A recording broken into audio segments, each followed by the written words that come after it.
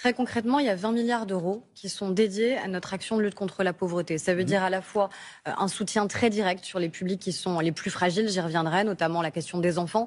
Et puis ça veut dire des actions aussi structurelles. Parce que lutter évidemment contre la pauvreté, c'est d'abord la question du retour à l'emploi. Il y a des gens qui, parce qu'ils ont été éloignés de l'emploi pendant longtemps, on sait que c'est évidemment beaucoup plus compliqué pour eux. Donc c'est un accompagnement spécifique. C'est la question aussi de lever des freins qui sont freins objectifs comme la garde d'enfants par exemple. On va venir, mais 20 milliards, c'est 20 milliards d'argent frais ou c'est de l'argent qui a déjà été affecté, qui est regroupé? C'est vraiment, on part de zéro et on met 20 milliards? On met 20 milliards parce que, par exemple, qu'on construit le service public de la petite enfance, c'est nouveau. C'est 6 milliards d'euros sur le quinquennat pour garantir que chaque famille puisse avoir une solution de garde pour son enfant.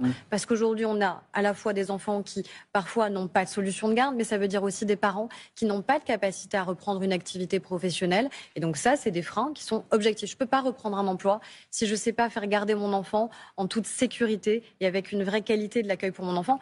Et j'ajoute qu'au-delà de ce qu'on fait spécifiquement sur la lutte contre la pauvreté, on a quand même un modèle social qui fait qu'il est extrêmement robuste, extrêmement redistributif et qu'il évite à 5 millions de personnes de tomber dans la pauvreté. Ça, c'est ce que les Français permettent.